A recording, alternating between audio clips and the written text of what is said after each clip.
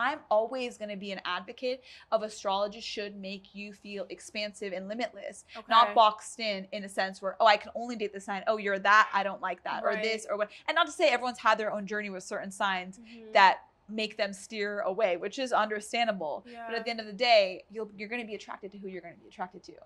Welcome back to When You Know. I'm your host, Simone Thomas. And as you guys know, I'm a Pisces. If you don't know my big three, I don't think I've shared my big three. I am a Pisces sun, Scorpio rising, Sag moon. So we have a lot of water with the Scorpio and the Pisces, and then some fire with the Sag. I love astrology. I think it is so interesting. I think it's informative and you can use it as a guide. And I know some people are like, it's not real. It is. It is real. And when it comes to dating, I eat it up. I want to know, okay, what's obviously your sun sign, but like, what's your Venus? What's your Mars? What's your moon? Because are we compatible or are we not compatible? And today's episode, we're getting into it. I know y'all are probably dating people and you want to know what the vibe is based on astrology. So I'm gonna help you out. Today's guest, she's incredible. I discovered her on TikTok. She's so smart. She knows a ton about astrology. She is an astrologer. And we just had a great chat. It was really fun. I cannot wait for you guys to listen. So let's get into it. Today on the podcast, I am so excited because we have someone who I know and feel is just so special and smart. Her name is Shania. She is known as the Persian Pisces on TikTok.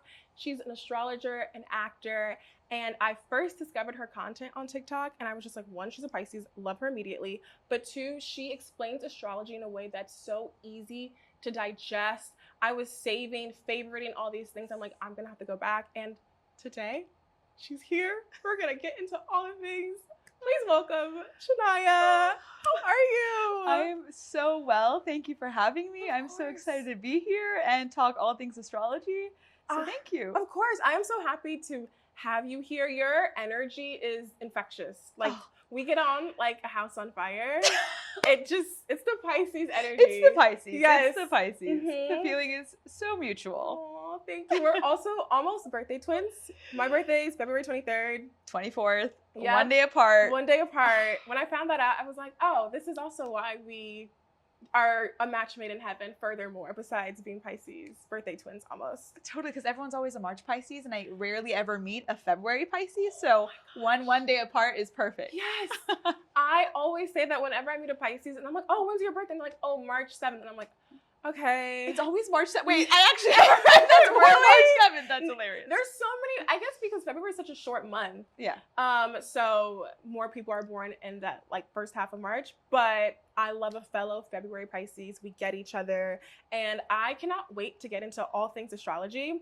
I first want to start off and ask, how did you get into astrology? I know you told me, but I want everyone to know your journey because it's really interesting. Well, funnily enough, I feel like astrology found me, which sounds so cheesy, but it's true.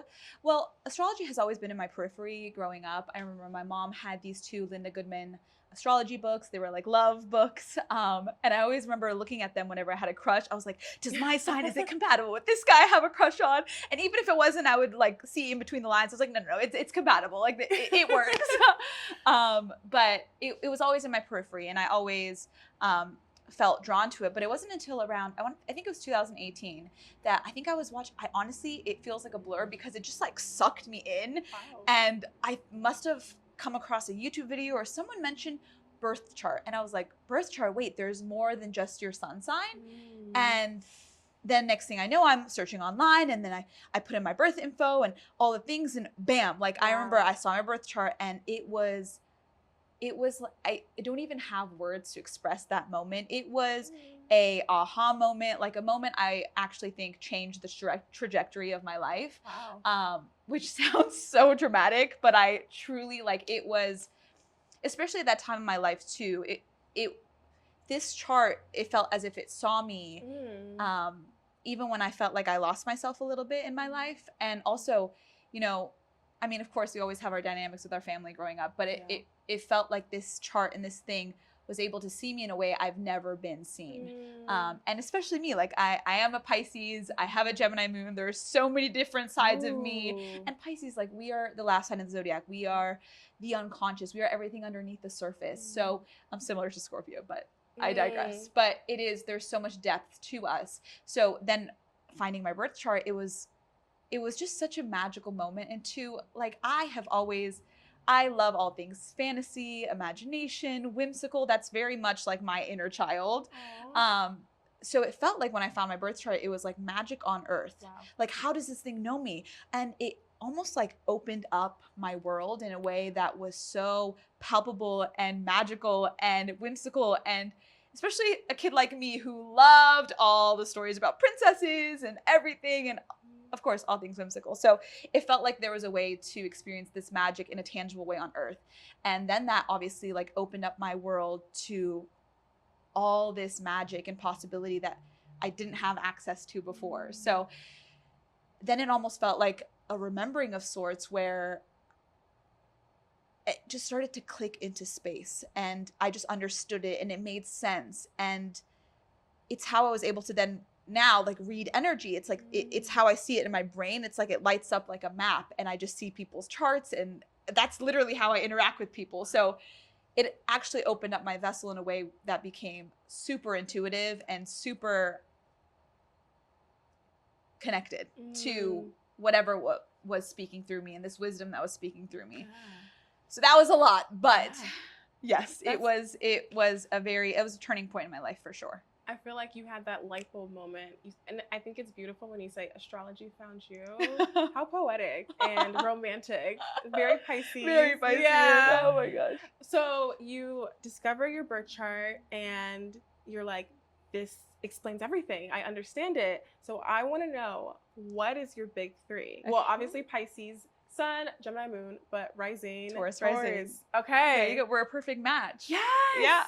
Because we're both Pisces suns. Yes. And then you're Scorpio rising, I'm Taurus rising, and your moon is Sag, and my moon is Gemini. So every sign has an opposite sign that is its perfect fit. It is like yin and yang, kind of like puzzle pieces that perfectly align with each other. So literally that is both of our signs. Oh my gosh. Are like two perfect puzzle pieces. That makes sense why the first time I ever spoke to you, we chatted for like over an hour and we couldn't stop talking, and it felt so easy. And I just feel like our Gemini Sag moons, because like Gemini is like ruled by Mercury, very talkative. Yes, very talkative. And Sag loves to like go deep. It likes to go deep. Yeah, so like that connection, and then Scorpio rising, Taurus rising, opposites attracting, and obviously like Pisces suns. Pisces just get each other. We get each other. And it felt so magical. And I am happy that astrology found you, because I found you and I've learned a lot from your content. And I want you to explain to people who probably don't think astrology is real, because I'll talk to people, like whether friends or just anyone, and I'll be like, well, I'm a Pisces, and they're like looking at me like I'm crazy. And it is real. I always say we are of the universe, we are of the earth, and there are planets that move and they shift. And how is it coincidental that we aren't connected with those planets? And then you meet Leos and there's so many universal characteristics that bond these people together. That's not coincidental. So please explain to people who doubt the validity of astrology. Oh my gosh, I love that question. Well, funnily enough, it's like, if you think about it, these planets and luminaries are energy, and so are we. We are energy. And if you think about it, when full moons happen, the tides are changing, the animals know to hide, all these energies, it is palpable. But I also always say that astrology, and many astrologers say this, it's not necessarily a belief system, it's a language. So it's like, you don't say, I don't believe in Spanish, you just say, I don't understand it.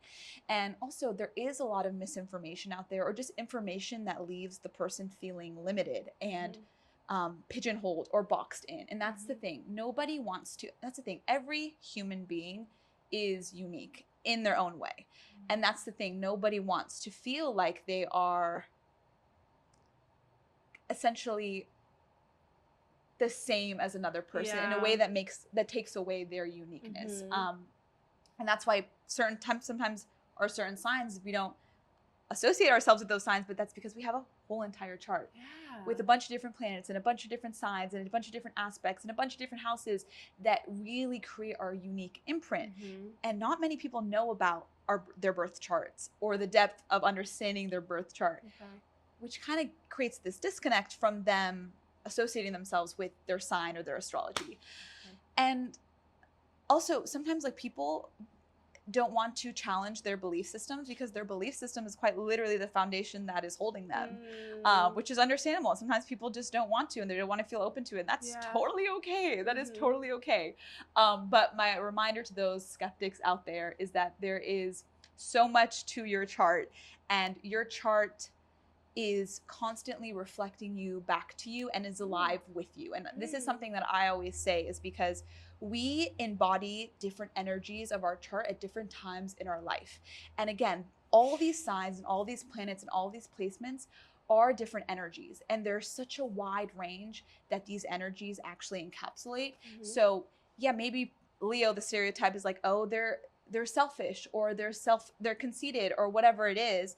But that is just one interpretation of that energy. And it's always not the kindest way to interpret that energy. So just the reminder that it is always up to the astrologer to decipher these energies. And as the consumer of astrology, always remember it should never make you feel limited or boxed in, because it really, like, astrology is all about expansion and feeling expansive and understanding your unique energy on the deepest level. So wow. yes, that is beautiful. what I would say. Yeah, okay. See, guys, it is real. I can't explain it as wonderfully as she did, but it's real, and believe it. I wholeheartedly trust and affirm the things that I see in my chart, and I really want to break down the significance of each of the what is it called? I guess not the houses, the planets, or Yes, planets, signs, houses, placements, yeah, all those things. So how can people understand their chart and know what's the most important thing to look at? But we all know, like, your big three, so your sun, rising, and your moon. Yes. So I want to get into understanding that, because some people literally just know their sun sign, but you're so much more than your sun sign. And then outside of those big threes, everything else that's also important to look at. Yes. So planets encapsulate certain energies, and the sign in which that planet is in explains how that energy manifests itself. And the house shows us where in our life that energy is displaying, is outpouring. So to break that down in a way that makes sense. So if you think about it, Jupiter is a planet of blessings, expansion. Now, if Jupiter is in the sign, let's say Cancer, so it shows that you're naturally gifted for being nurturing. And I mean, Cancer is a mother of the zodiac, so, but really it's ultimately being nurturing, being intuitive. And since Jupiter is in the sign of Cancer, it's expanding that energy in your vessel. So let's say Jupiter in Cancer is in your 7th house of partnerships. So that's the area of our life that energy is manifesting itself. So to break that down, Jupiter, the planet of blessings and expansion, is expanding the energy of Cancer, which is nurturing, intuitive, really goes deep, loving. I can go into all depth. I don't want to say emotional, but I mean emotions as your superpower, where you're so in tune, and it amplifies that energy. But where that energy is actually outpouring itself is in relationships. So since it's in the 7th house, that energy is manifesting itself in their relationship. So you may attract a partner like that, or you may be that energy, embody that energy in your relationships. So that's kind of a way to break down how the chart works. But ultimately, you have all these different planets that have certain energies, and the sign in which those planets are in really encapsulate how that energy manifests itself. And the houses is the area of our life in which we're experiencing that energy.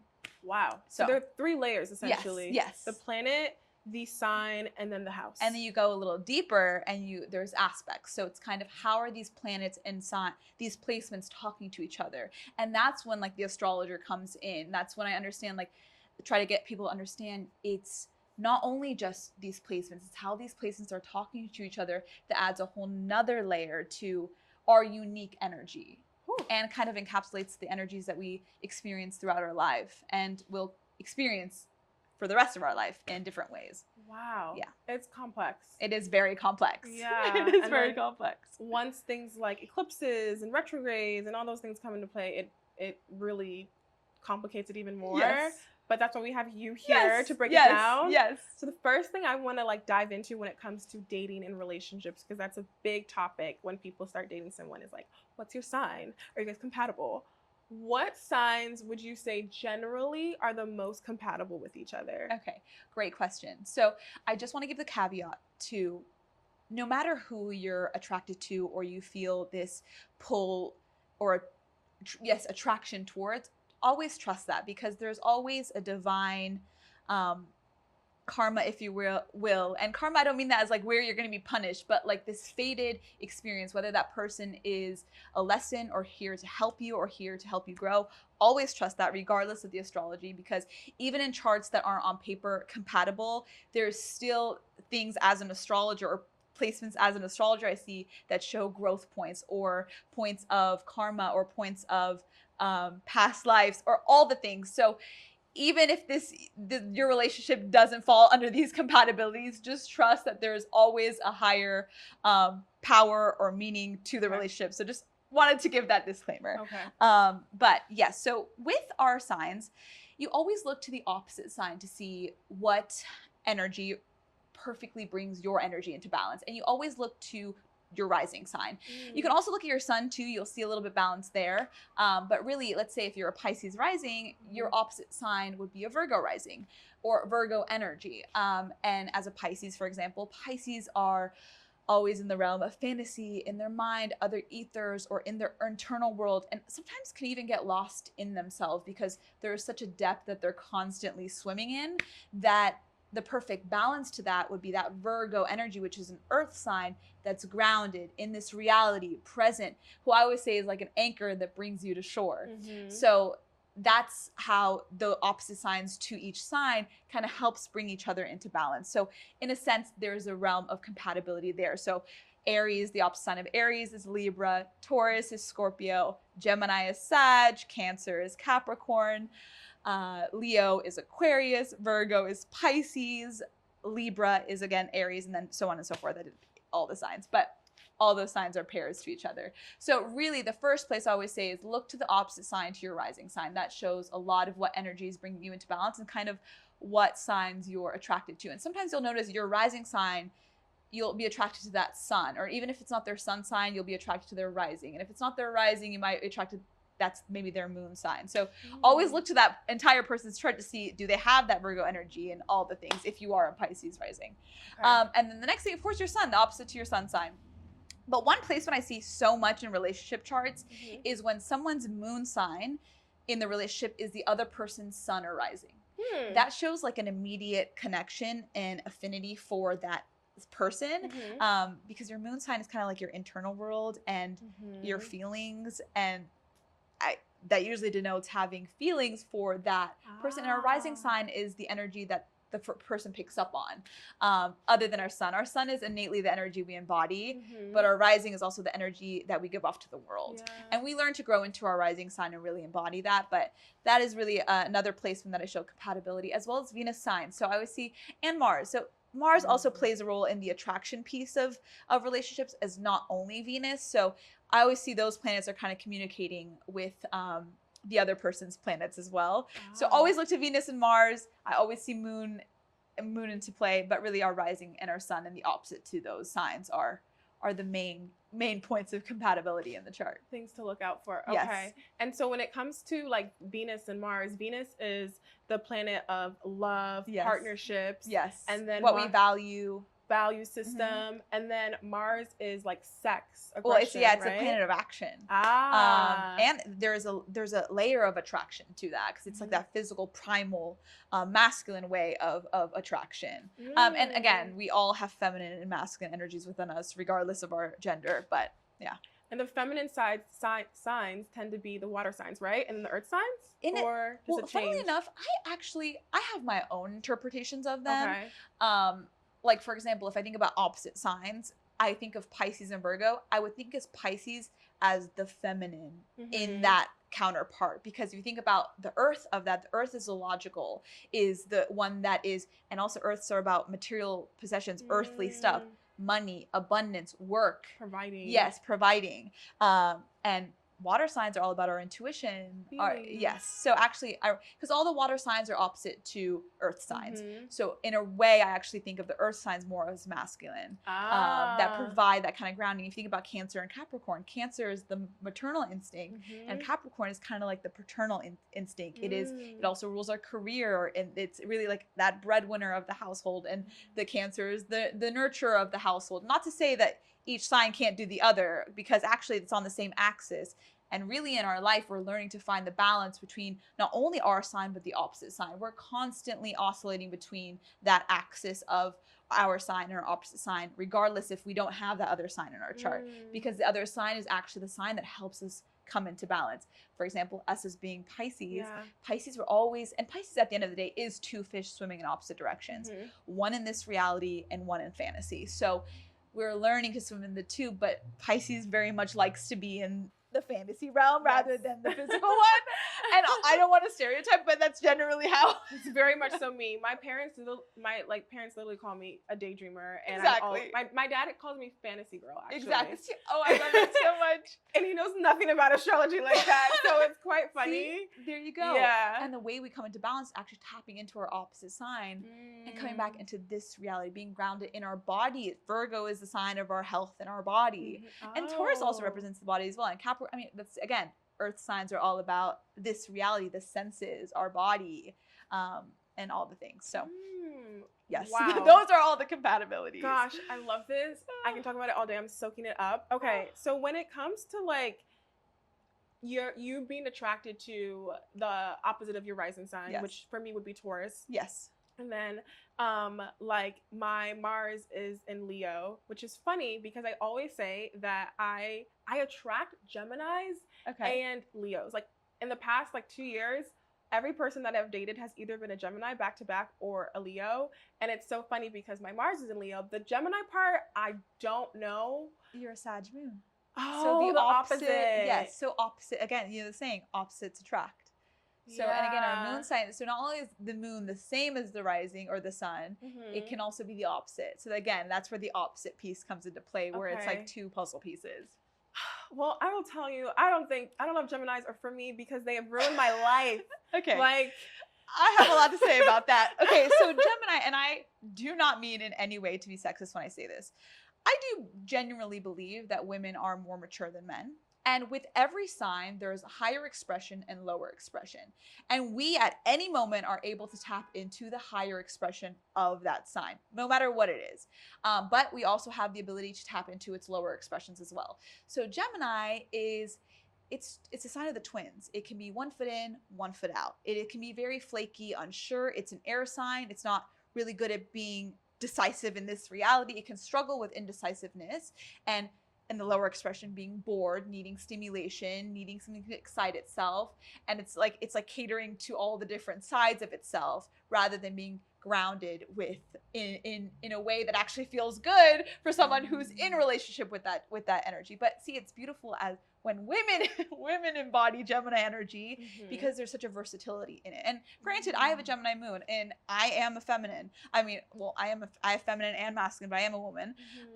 And I have struggled in my time with being flaky, being 1 foot in, 1 foot out, not knowing what I want. And also there's a level of trust that Geminis are learning to build with themselves, self-trust, that until they've really embarked on that journey to really trusting themselves, there is that kind of back and forth unsureness that is really not good for anyone they're in relationship with. No. So that is my spiel on Geminis. That makes sense. The hot and cold, the inconsistency. Yes. Oh, like one Gemini in particular, just emotional damage. Like I'm better now, but like would say one thing and then completely different, like moody. I don't know if you like me. I don't know what you're feeling, but that duality makes complete sense because they're the two twins. So very different emotions going on. So I receive that and I understand now. But what would so for me, yeah, I attract Geminis and Leos. What would you say to those people who attract certain signs all the time? Would you just tell them there's a reason why, and your chart reflects that, whether it's your Venus, Yes. your Mars, your Moon? Yeah, well, I would say there's a lesson in that energy that it Oh. keeps presenting itself. And you're going to keep being presented that lesson in that form until you have really grasped it in a way that serves you. So if you think about for your sake, like having somebody who's unsure about you or all that, it's kind of a call back to self. How can I be sure about myself? How can I not entertain this anymore? And of course, you have your own journey with all of that yourself, but it really, whenever that happens in our life, it's always a call back to self. And that's what I always say. So wow. Okay, so that was a lesson for me to like be sure about me. Like yes. I need to be more certain of Simone and my value and what I bring to the table, Yes. whether I'm with someone or not. Yes. Well, also it's a mirror, so it's reflecting you back to yourself or parts of you that you may not be aware of. And again, Pisces Pisces is the unconscious. So is there something, and wow, me becoming a therapist in my office. This is great. Soak it up. No, but really, and I say this as somebody who's embarked on continue to embark on. I mean, life is always one big healing journey that really never ends. And it doesn't always have to be about healing. We can learn to enjoy this human experience, but really it is the unconscious. So is there something in your, and unconscious is what we're not aware of. And also Scorpio is the subconscious. Oh so my you gosh. have why so many consciouses? I know, right? Well, that's your whole journey of why you have Scorpio and Pisces is you're learning to bring consciousness to these parts that are underneath the surface or unconscious. And I feel like that's so much of your journey with love has actually been unearthing these parts. That makes sense though. That does ring a bell in my head now that I'm thinking about it, and it makes me feel better. And it's good to look at it as a mirror. Like, well, Pisces in particular are like a mirror. Well, everyone. I mean, think about our whole life. Like, doesn't matter who we are, what our sign is. The people that come into our life can be a mirror to us, reflecting us back to ourselves. And I always say, like, the things you love in people most are actually the parts of you love most. I was just gonna say the opposite. They always say things that irritate you about people sometimes are the things that you yourself exactly. possess. So that's always a mirror. So it's either reflecting you back to yourself or reflecting part of you that needs to be healed. So if like something is irking you, what part of you has created a story around that thing that is irking you or irritating you? Yeah. I don't even know where I got that word from. I love it. Irk, yeah. I say that. It's a word. Right? Okay, yeah, it's a word. Good. Okay, so then when it comes to like there are stereotypes about certain signs. They'll be like Pisces men are the worst. Gemini men are the worst. I can attest that Gemini men are the worst, but that's just my experience. I don't know Pisces. I've never dated a Pisces man. And as a Pisces, I don't think I want to date the same sign as me. I would love to get your opinion about like dating the same sign as well. But when they group certain signs as like the worst signs to date, and then these signs are like the best signs to date, what is your response to that? There really is, I'm sure, like no best sign and no worst sign. Well, in my opinion, there is. Yes. But what's your response to those like polarizing opinions about signs? Right. Great question. So there are signs that their shadow, their lower expression are more enticing.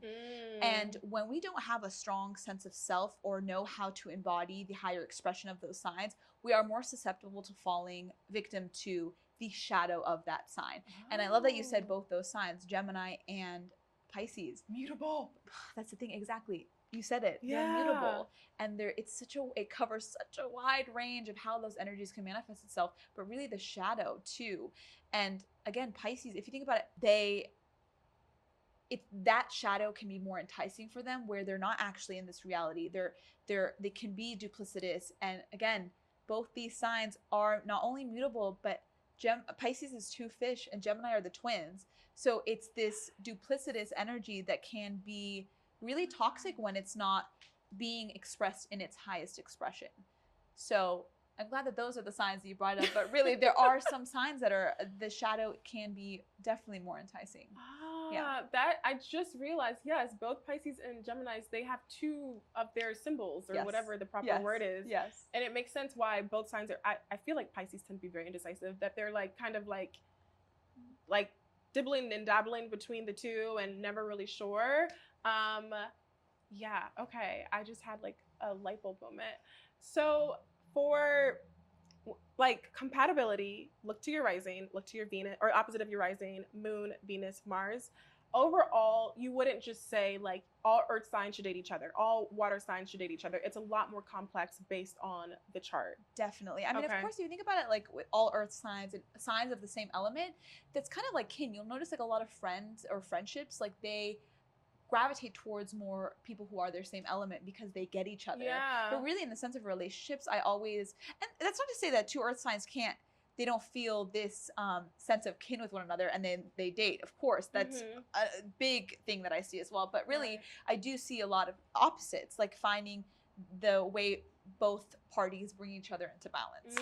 But it also, like, it depends on the person. I'm always going to be an advocate of astrology should make you feel expansive and limitless, not boxed in a sense where, oh, I can only date this sign. Oh, you're that. I don't like that. Or this or what. And not to say everyone's had their own journey with certain signs that make them steer away, which is understandable. But at the end of the day, you're going to be attracted to who you're going to be attracted to. I was looking at some of your videos and you have talked about Juno, which I have not heard a lot of people talk about. Juno, and I would love for you to delve into this. Juno, it explains how you should be loved, or how the like type of love that will come into your life. Yes, so I'm so happy you brought that up because I totally spaced out on Juno. Juno kind of gets a little bit more, it's another layer too, where, because it's not a planet, it's an asteroid. It was actually named after the goddess of marriage and protector of women. And so it also encapsulates similar to our 7th house. And again, our 7th house is the house opposite to our rising sign. And that also shows the energy of our spouse and our marriage partner, because the 7th house is not only the sign of relationships, but marriage as well. But Juno represents our destined spouse, like the spouse that we're destined for, and the type of love our soul needs. Like that is, and not just like the type of love we're attracted to, kind of like Venus and Mars, but really like the type of love and energy that deeply nourishes our soul. So I always say, look at Juno and your 7th house to kind of understand your end game partner and the energies that are best for you and your personal energy. I love this because my Juno, I was really excited about it. I went to AstroSeek like you told us to do in the video. My Juno is apparently in Sagittarius, and you said for Sagittarius, it means that you might meet the person traveling or they don't live in this country. And I've been saying this entire time, my husband is not here, or if you are here, where are you? But I'm like, he's not in the United States because it's just been so difficult. And I'm like, in international romance, I'm just traveling and I find him. How beautiful.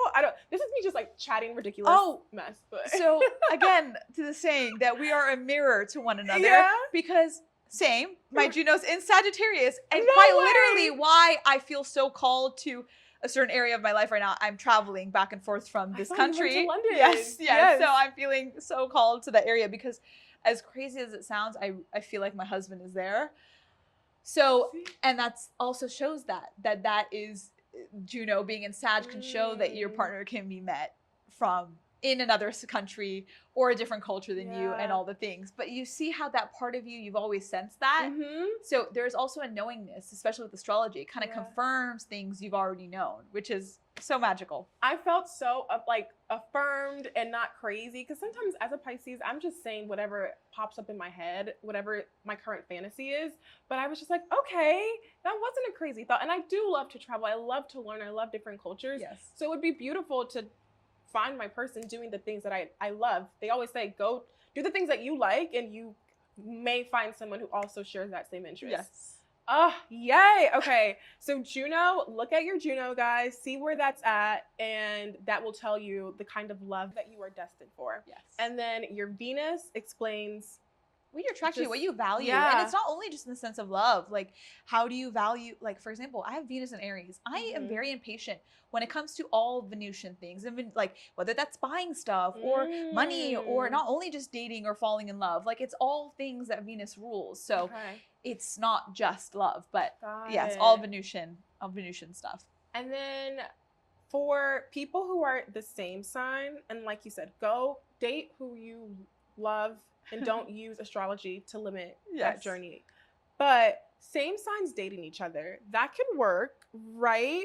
Depending on what's in the chart. But I always just think about like dating another Pisces person based on what I've heard, but also I don't know, it just seems a little complicated. Do you see that commonly where what do you see the most? Do you see it to be common where a lot of the same signs date, or is it tends to be opposites? You know what's funny just you asked that?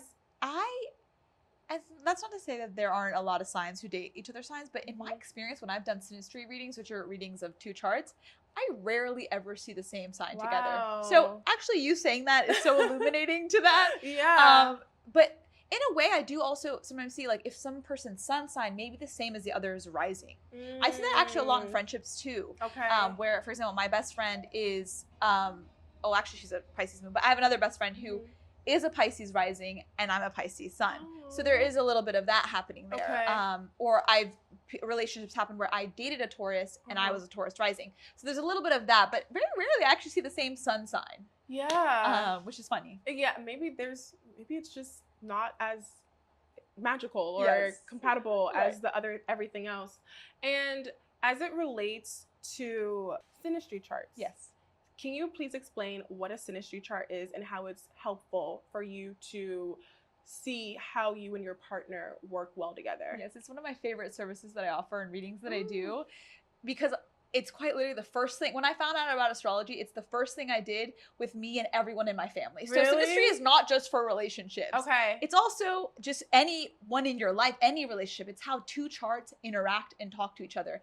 And again, our chart is our unique energy. Yeah. So it kind of shows how our energy and the other person's energy are communicating with each other, are interacting with each other. Okay. So it was so funny when and not to talk about like all things deep, but remember when I read my mom's chart, she had her Venus in Sag and I had my Chiron in Sag, and Chiron is the wounded healer. So it shows us where our deepest wounds are. And then her Venus, and there's always been kind of a miscommunication with me and my mom with the way she loves and the way I want to be loved, and that kind of hitting a wound for me. Right. So seeing that, for example, was a way I was able to see these charts interacting with each other. Wow. Or again, with compatibility, seeing one person's moon sign the same as the other's rising or sun, it showed this immediate attraction for that person. Okay. So again, it's how these energies are uniquely interacting with each other. So all right. So if somebody wants to look at their synastry chart, you offer that service. Yes, I do. And you'll break down why you bump heads regarding this topic, X, Y, and Z. Yes. And then for the other, like all these other things like Juno, birth charts, where can people like find this stuff? Or learn about it? Yeah. Well, great question. Yeah. My first place that I went down the rabbit hole was YouTube, but this was also years ago, before TikTok was even a thing. But TikTok has been such a great tool, and it's actually one of the tools that I use to help people learn about their charts or what the things. So, of course, shameless plug, you can always check out the Persian Pisces. Yes. I actually will be having courses coming out soon, so I'm glad that you actually brought this up. I will be actually holding groups and doing small classes and courses regarding astrology and astrology 101 to help make it digestible for people to understand, because it can be very complicated. And I feel like that's the beauty of me having a Gemini moon. The moon is all about, Gemini is all about learning. So I feel like I've had my own journey with having to learn things and it being too complicated and me having to break it down. So my own journey with that has helped me be able to break things down in a way for others to make it more digestible and understandable. But really, in this day and age, that's the beauty of having the internet at our disposal, is really just, whether that be YouTube, social media. These days there's AI, there's ChatGPT. I know. But also I love a classic book. I remember when I fell down the rabbit hole, I was picking up every book that I could find on astrology. Go to Barnes and Nobles, there'll definitely be a section on astrology, or whatever your bookstore is. So those are always my recommendations too.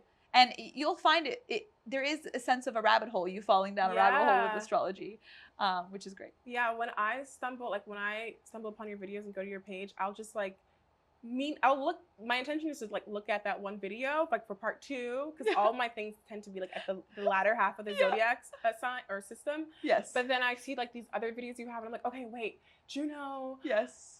Shadow, all these different themes. And it's so easy to get sucked in and learn about it. It is complex, and I think it's great that you're going to offer classes, because it's a lot more intricate than what the average person knows and understands. All right. So when it comes to retrogrades, and eclipses and Saturn returns. Like there's so many huge astrological moments that are happening throughout the year or that may be happening personally for you. Can you break down each of those, like the big things, and then we can talk about like Saturn returns as well, Yes. because I'm currently going through mine. Yes, you And are. I know probably a lot of people listening / watching are currently going through theirs. I think it's if you're born between 94 and 96 or something. So yes, the big astrological moments that happen and how they show up in our lives. Great question. So let's touch on retrogrades first. So retrogrades they get a bad rep because, for example, Mercury goes retrograde all the damn time, and it's a slowing down of our computer because Mercury rules computers, phones, social media, all that stuff is all ruled by Mercury. So that's always when you'll always find out when Mercury's retrograde is when you start having issues with Wi-Fi, or something's not loading on your phone and you thought you sent an email you didn't, or you thought this appointment was at this time and it wasn't, and that's all very mercurial. But the beauty of retrogrades is actually slowing down. So it's not actually, the planets aren't actually going backwards. They're slowing down, which make them appear they're going backwards. But it's always a call to slow down, to go back to an area you missed. And Mercury's not the only planet that goes retrograde. Every planet goes retrograde. So whenever that planet goes retrograde, and the energy, of course, each planet has its own energy, and whatever sign it's in deepens the story of that energy and whatnot for us personally. But it's a slowing down of that area of our life. How can we go back and course correct? What did we miss that we may have been moving too fast for? How can we go deeper? There's something that wants us to go internally and, again, go deeper. So retrogrades are really, if we can kind of shift our viewpoint on it and trust that it's actually serving our highest good, even though it can feel inconvenient and test our patience and all the things, it actually is serving our highest good. So that is retrogrades and my little spiel on that. But at the same time too, it can be very challenging and confronting. It can be very confronting because it wants us to go deeper. And sometimes what's deeper isn't always comfortable for us. So that is retrograde. Now the other question was eclipses. So eclipse, and we'll get into Saturn return after. I love eclipses, and that may just be my Gemini who loves change. Even though my Taurus energy does not like change, likes things that are predictable. It's a big sign, right? Exactly. Taurus, See, okay, so you do I know know like a little more than the average, understanding of astrology. I'm not you, but no, it's okay. But soon enough, that's the thing. I wasn't always like this. That's true.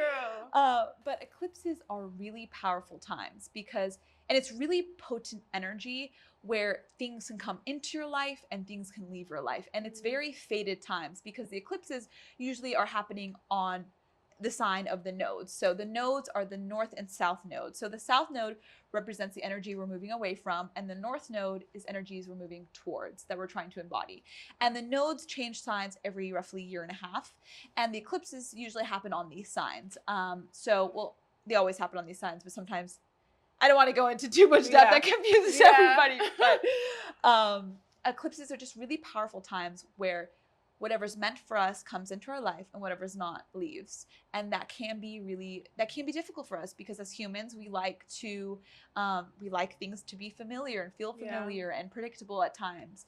But sometimes it takes sacrificing what we think is good for us for what is actually good for us and what is actually serving us. So a lot of times when eclipse is happening and when it is most applicable to our chart or it hits certain points in our chart, that's when we feel it the most. So a lot of eclipse portals we experience moves, breakups, big life changes really happen during eclipses. And we're actually in an eclipse portal right now. Wow. So right where we currently are. But when the video's out, there'll be another eclipse portal soon enough. There's always 2 eclipse portals that happen in the year. Usually one in the first half of the year and the second eclipse portal in the second half of the year. To go into depth, the nodes are moving into, this is a whole digressing into there's layers to this. But in January 28th, I believe, next year, 2025, the nodes are shifting from Aries and Libra, which they are right now, into Pisces and Virgo. And we're already experiencing eclipses on these axes, on the Aries and Libra axis, as well as Pisces and Virgo. So for those who are listening who have these placements strong in their chart, again, we are Pisces, we have a lot of that. But for those who, and again, it's always hitting us it doesn't matter even if we don't have those planets. For example, if we're a Cancer and Capricorn, the eclipses are squaring us. The Aries and Libra is squaring us. So if we're Pisces and Virgo, Geminis and Sagittarius are also feeling this intensely. Or even if you're a Scorpio, you're going to feel the Pisces lunar eclipse. We're always feeling it, but it always depends on the degree and the degrees in our chart. And that's a whole nother layer. I won't go into depth. But again, we ultimately, all of us feel eclipse energies because it's somehow playing out in an area of our chart. Even if we don't have planets or points there, it falls in a certain house for us and we experience changes in that area of our chart. Okay. So eclipses are really potent times, Wow. but really, especially for all Aries and Libra over the past year, they felt it a lot. And this next year coming up, even now, the next eclipse that's coming up is in Pisces. Pisces and Virgos are starting to feel this energy a lot as well. Oh gosh. So no, but I think it's so beautiful because it's always serving us. Okay. It's just catapulting us, and that's the beauty of especially Pisces too. It's bringing what's not conscious to conscious, bring it to this. It's releasing it. Especially so, lunar eclipses are always full moons. It's a release of energy. Solar eclipses are kind of new beginnings. So that's kind of how to decipher the eclipses. But the eclipse we're about to have, which will already have passed when this episode comes out, will be in Pisces, and it's going to be a big release for a lot in people internally. Because Pisces is about our inner world and the unconscious and all the things. But we're still going to have another lunar eclipse next year, so it still applies in Pisces. In Pisces, so it's not over. It's not over. Yeah. It's not over. Okay. But it's magical. That's at the end of the day, I'm always going to be an advocate to say that it's magical times. Yes. Yeah. Okay. And then Saturn returns. Yes. That, I feel like that gets a lot of like negative connotations. Yeah. When people think of their Saturn return, it's like, oh my gosh, it's going to be horrible. It's going to ruin my life. But Saturn is the planet of discipline, structure, order. It's associated with like Capricorns, right? So can we talk about how much astrology you know? Listen, I've been down bad before and I'm like, astrology, help me out, please. But it's fun. I love this stuff.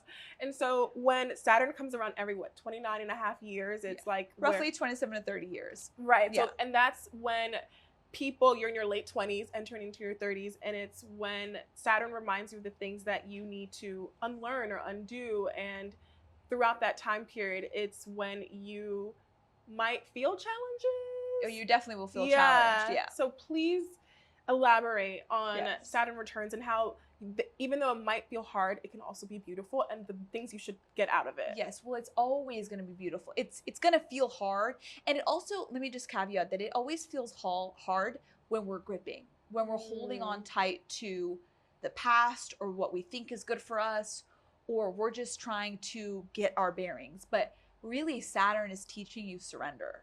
And it's wanting you to release what you think is best for you to make room for actually what is best for you. And not to say that what you think is not good for you isn't. Right. Because there is also a layer of feeling like certain things are meant to go and trusting that intuition. And Saturn is guiding you. Saturn wants the best for you. It's like that tough grandparent who actually is disciplined and is hard on you, but is hard on you because it cares about you the most. It sees your potential and is wanting you to reach that potential.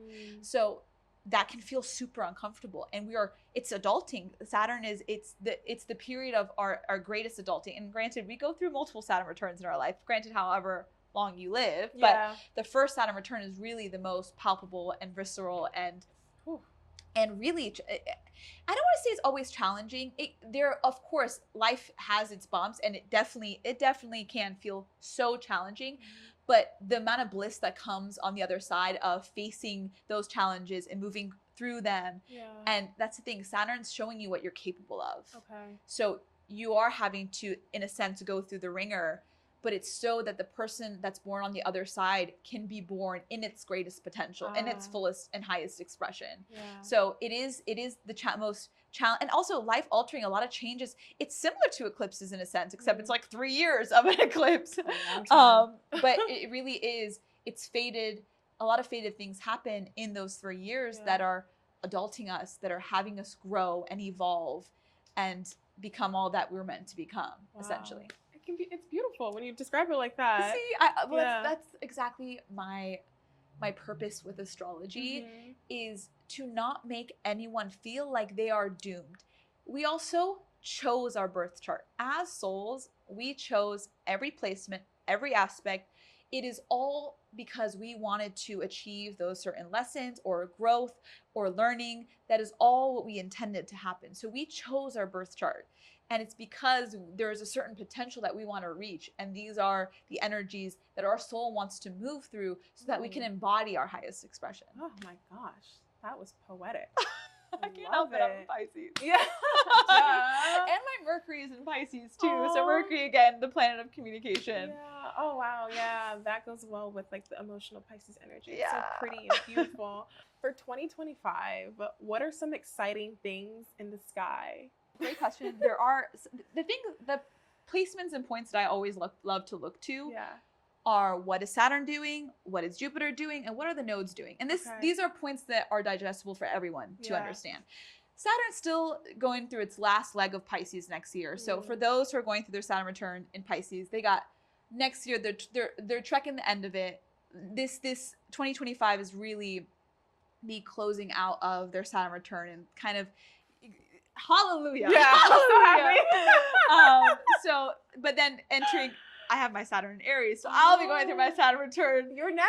I'm next. But funnily enough, I feel like those with Saturn and Aries have kind of gotten a glimpse of what they're going to go through or already are moving through some of that right now because the nodes have been in Aries and Libra. So we're already experiencing eclipses in Aries, which are kind of activating those parts of us. I like to think of it as I'm getting a head start on my healing and that my Saturn return journey so that it doesn't feel as intense. So that's what Saturn's doing next year. But let's get into the nodes. So again, like I said, the nodes change signs every year and a half. So January, the nodes move into Pisces and Virgo. So it's been in the journey of Aries and Libra. Aries is a sign of I, and Libra is a sign of we, relationships. So Aries is the self, Libra is the relationships. So we've already been on this journey collectively, regardless of where Aries and Libra is in our chart, around our self-discovery and our independence, our own journey of that, as well as our journey of relationships, how we relate to others, what we actually desire in partnership. And the South Node has actually been in Libra. So the South Node is what we're getting rid of, the clearing out. We're moving towards that North Node. So what dynamics do we have in a relationship that are not serving us that we were ready to release? So we've already been in this whole journey of independence as well as relationship, but we're now shifting into Pisces and Virgo. So we're learning to, again, the North Node is moving into Pisces. So, and I will have a video coming out on this to go into depth of how it affects each of us individually. But the North Node is in Pisces. So how can we dream up a bigger dream? It's the dream world. How can we expand our imagination, step out of what's possible or logical? And Virgo is very realistic. It's very earthly.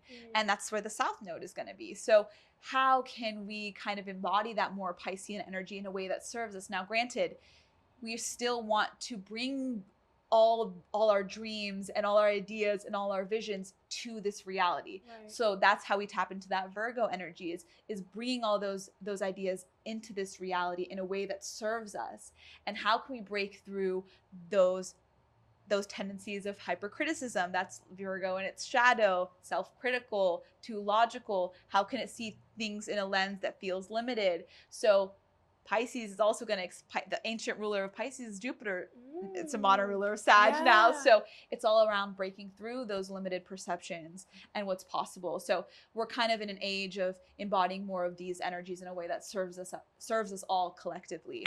So that is really the big shifts that we're going to look at. And the last thing I would say is Jupiter. So Jupiter will be entering Cancer next June. I believe it's June 9th or June 6th. These dates live rent-free in my brain. I can't help it. But next June, Jupiter will be moving into Cancer. So for everyone listening, you check your birth chart, see which house Cancer occupies, and that's the area of your life you're going to be blessed. So, and for those who are born with Jupiter in Cancer, you'll be having a Jupiter return, which is so fun. So that's always fun to see what Jupiter is up to see where we're going to be experiencing blessings individually that year of our life. So, and currently Jupiter is in Gemini.